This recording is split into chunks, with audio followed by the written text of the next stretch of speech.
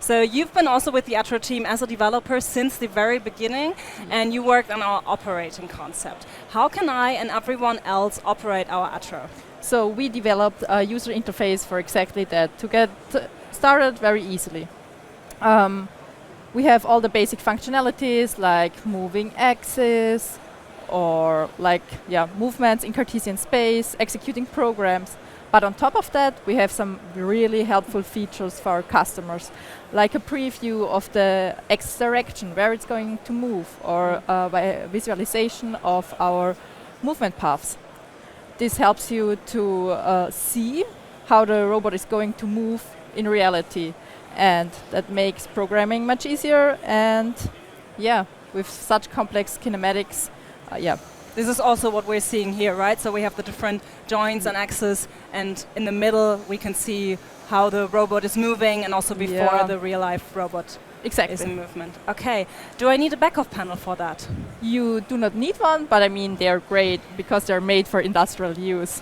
Yeah. Okay. We have a much more open approach here with Bring Your Own Device. Our user interface is a platform-independent web application. So you can use whatever tablet, PC, panel, whatever you like. You just integrate it with TwinCAD HMI, and you're good to go to control your robot with the PLC. Okay. Would you like to show me an example? Of course. Come on. Perfect. We're having here our live assembly demo, where we're doing a live demo every hour and combine new configurations. Yes. Here we are starting with a 6-axis kinematic, and we're going to make a very simple program. Okay. So we want to teach in some poses.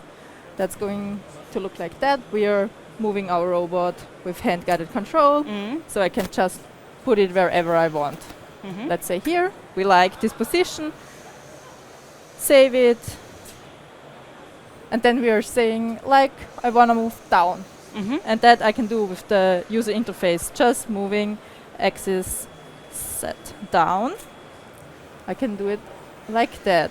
So now we're doing Cartesian movements. Yes. I guess the robots can drive way more dynamically. It's just so slow because we're standing here closely. And that's on true. The safe side. Yes. Okay. So let's save this position, open the gripper, and let's bring it back to us. Let's move to a position. And here you can see the robot movement, what it's going to do. This is in the simulation where I can see before the robot is moving. Exactly. Okay, and now we press play, and now the robot is moving exactly as in the simulation. Yes, that's it. So let's save this position and say we want to execute this program. And just like that, we programmed the robot. Perfect. So not only the mounting of the different modules is as easy as possible, but also the programming. Yeah, exactly.